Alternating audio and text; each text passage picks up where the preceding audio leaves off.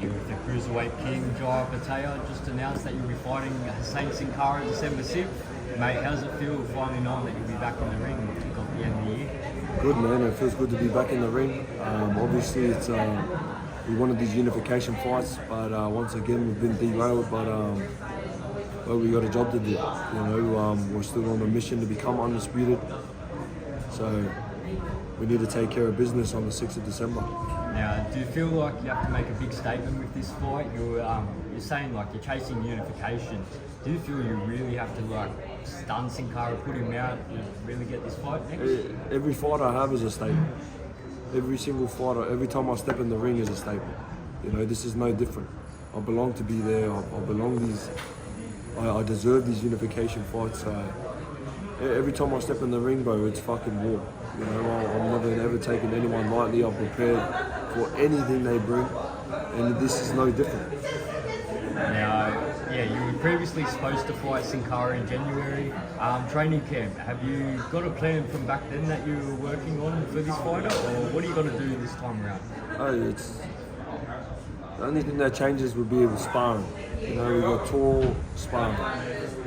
Last sparring was short, stocky sparring. You know what I mean? That's the only thing that changes. Every training camp is hard work, trenches, pain, sacrifice. Fucking living under my rock and going home gym. That's all we do.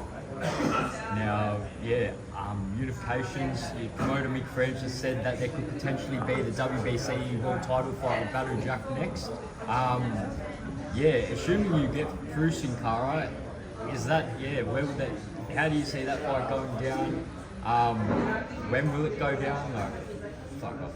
Man, obviously we got to take care of business on the 6th of December. Otherwise, all of it's just talk. It's my birthday too. Is it? Yeah. Yeah, man. Fuck yeah. What are you gonna do? What are you doing on I only want one thing. I want Opetaia to spark this guy out. Yeah. Then we're going overseas for some mega. We got 6th of December. We got to take care of business. They call Buddy Jack, man. I've messaged Buddy Jack personally myself. I said, "Are we fighting? What's going on?" He said he wants to fight. We got to take care of our mandatory, and he wants to fight.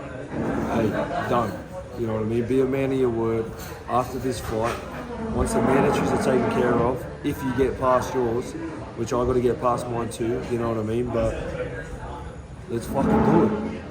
Don't go back on it now. You know what I mean? The Turkey Al Sheikh and Dr. Rakan, they have told me that they want these fights to happen. They're willing to put it on. They want it over in Saudi, January. Bro, we're getting closer. There's a game plan now. We're not just chasing the fight. There's an actual plan now. So he's told me we got Badu Jack, which is another hard fight. If we win that, then we go down to Ramirez. We win that. And then once we do that, he told me he wants Benavidez to come up to cruiserweight and we fight Benavidez. If that's the course, let's fucking do it. You know what I mean? I'm pumped for that. Respectfully, I'd love to fight Benavidez. He's a great fighter. He's got a great following. He's mixed. He's been in the ring with some great fighters. And then once we tick that box, who knows? Maybe the heavyweight chapter starts then. But I'm not rushing my journey for anyone else. You know what I mean? I've had a dream to become undisputed my whole life, and that's what I'm going to become. So heavyweight, that'll stay delayed until undisputed is achieved. Heavyweight will fucking happen when I say it's ready. Not when people want to throw it in my face. And I'm not chasing the money. We're chasing the dream. The money will come. We've always wanted to do these things. And now they want to throw fucking big dollar signs at you. They want to go off and do something and rush your life. When I'm retired and I die, I don't want to look back and say, fuck, I wish I'd done that. I wish I kept going. I've already done that once, and that was going to the Olympics the second time.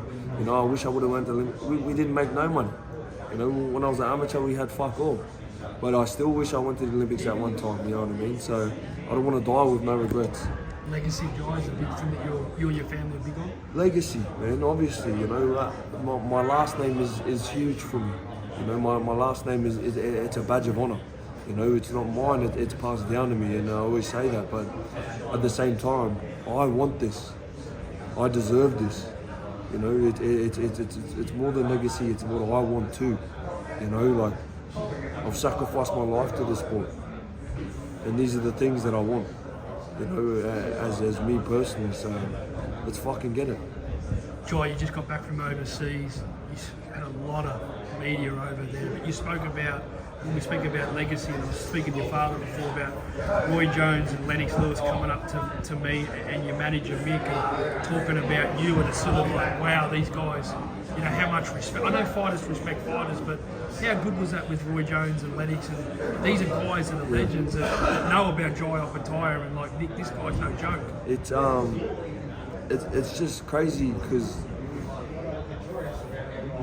people from our neck of the woods, you know what I mean, it's different. You know, when you live close to them or something, for word to get around, it usual, you know what I mean. But someone from, you know, a Central Coast kid, you know, now I'm living in the Goldie. I've been boxing my whole life. I've really had to earn it, you know what I mean.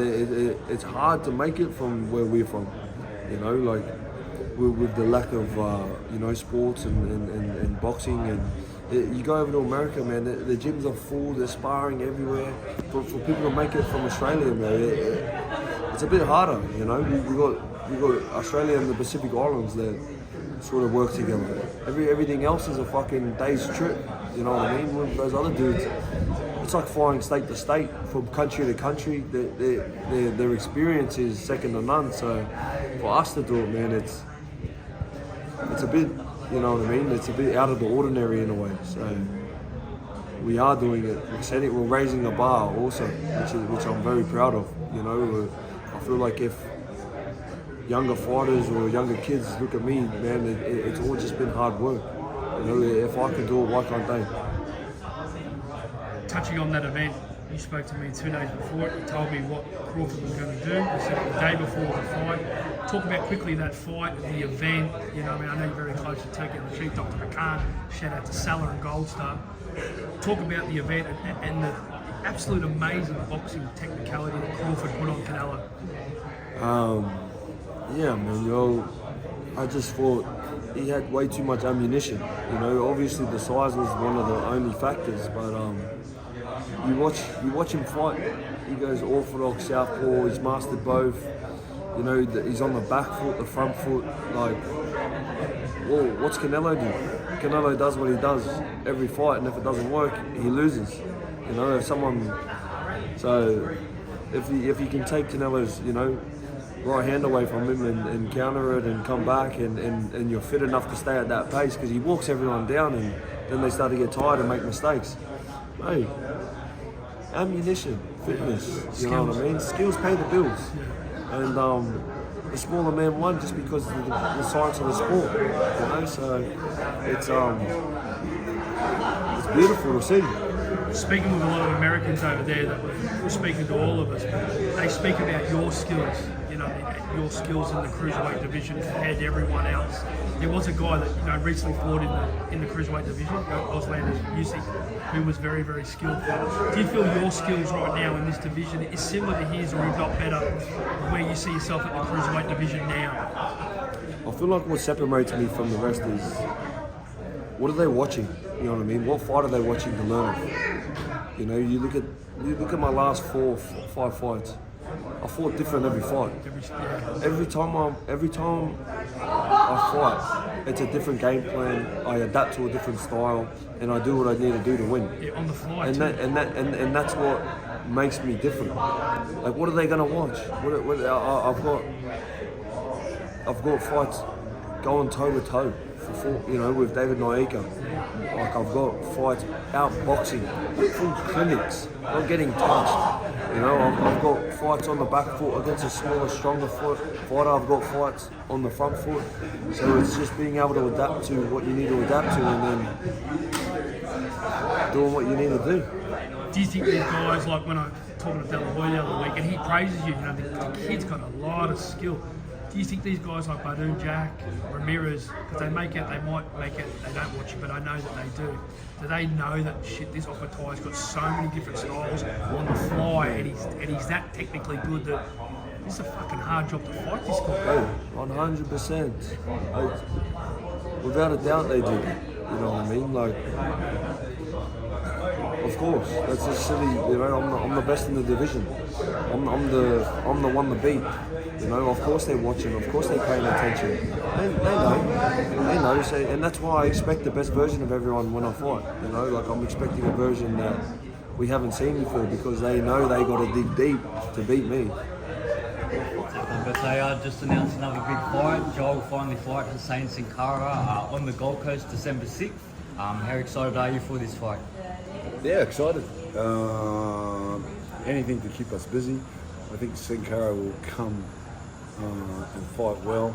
So we have to do all our homework. Well, I do have got to do all the homework, and then we'll put a plan together and put it into place, obviously. Now, you were previously scheduled to fight him, I think, in January. What will you do training-wise? Have you had a plan in place for someone like Sincara, or you just going to train? Not really. I've got to look more on what he's about and how he performs on the night. Yeah, and then we'll just put a plan together, like I said, and see how we go. Depends on the night, you know what I mean? But we'll sort of come up with a plan, like I said, and see how it pans out. Too easy. What style do you want to see? Like, how would you like to see Jai approach this fight? Big news that he could be fighting for a WBC title in January. Would you like him to do a massive statement in this fight? Really get the fans buzzing? Mate, if you're gonna get it, if you got to get him out of there, you got to get him out of there. You don't get paid for overtime, mate. There's no mucking around. If you can get him out in the first and the second, it's going to happen. It's going to happen. So, but we'll just again stick to our game plan. If we see the opportunity to put him away, we're going to obviously put him away. So. Now, how does it make you feel being back on the Gold Coast? I mean, that saves a bit of money with the travel, with the team. I love tourism. travelling. Yeah. He loves it. We're stuck at home. Nah, it's home, you know. I think it's better when we go away. There's not as much pressure. Less distractions. You know, less distractions. When we go away, it's all train, eat, sleep, train, eat, sleep, train, sleep, train. You know what I mean? But here you got more requirements for media and family, and sort of pushes things aside. But you know, you just go with the plan. Try and keep to the program. Taps, recently your son and ourselves were over in Las Vegas for Canelo versus Crawford. Yeah. I was on the ground and it was quite amazing. And no, I'm being honest. Yeah. You know, guys like Roy Jones came up to me. Yeah. Nick, this Jai Opetaia is the real deal. Hey Roy, I know what he's about. How honoured were you to see all that footage come out with Jai and Roy and, you know, and these fighters overseas, Yeah. Lennox Lewis even. Like, this guy is just so good. These guys recognising your son and the great work that your family's done. Yeah, it's amazing. It's crazy, but it just shows. I think once you put all the hard work and it all falls into place, and to get recognised by guys like that, it's the pinnacle. I think, you know, and he's over the moon about it. Like he says all the time. He gets taken back when they come towards him. And go out of their way to come and acknowledge who he is. Because they were. Yeah. And how proud all we were. We were blown away. Because I know Roy's someone that, I know Pernell Whitaker, Floyd Mayweather. Yeah. You've looked up to a lot of them, but Roy was one of them when you were younger. Yeah, he was one of your icons, wasn't he? Yeah, 100%. So I sort of planned a lot of stuff around that. Roy Jones Jr., Pernell Whitaker, Roy Jones Jr. And I sort of, based it around that sort of style. And then we sort of added on other stuff as the years gone on. And, you know, it's just getting stronger and better. And Such a big year for you, very active year. You know, by the time December the 6th comes around, you've fought 3 times this year. I know we don't want to look too past Sincara. Sincara is obviously a big fight and one that you're going to do in January, but it's already been thrown around Badu Jack early next year. And then obviously I bumped into Oscar last week. Ramirez fight is on the tables for early next year, for middle part of next year. How do you as a team, and that not try and look too far forward, but knowing that these big fights are on the horizon and getting closer? It's quite easy for him to back the other fights up because he doesn't get hurt. And a lot of them are, I don't know, I'm not going to sound bad or anything, but they're easy pretty much. He makes it look easy. So once he finishes it, he's ready to go again. He can fight 3 weeks after, sort of thing. Yeah. If that makes any sense. But yeah, it depends on the fight, how much damage he takes. But he'll fight a week after if you ask him. Yeah. So it really doesn't matter. And the Sheik met with obviously Mick Francis and Jai when we were over there, and he threw David Benavidez' name out. Yeah. Look, there's always these pressures of Opetaia, people saying this and that Opetaia needs to move up to heavyweight and that. But at the moment, guys like David Benavidez that are potentially moving up to cruiserweight, that name's been thrown out. What are your thoughts on that fight? They're great fights. They're great fights. Yeah. Benavidez and Bivol. Yeah. They're fucking great fights. Crazy fights. But, hey, as soon as they say let's do it, we'll do it. Doesn't matter whether it's heavyweight, up down the bottom, light heavyweight. They'll have it obviously come up. It'd be easier for them to come up than for us to go down. But we'll take whoever they say let's fight, we'll fight. Opetaia Boxing Club is off and running. You're now 2.5 months open. Yeah. We were I there think we've when been you open opened. 5 months now. It's 5 months, is it? Yeah.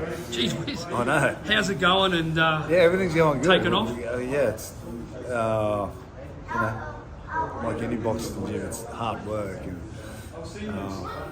it is what it is. But we're enjoying it. We've got our own place to train. It's not too flash. It's not too, you know what I mean. It's still old school. And we invite everyone that wants to come.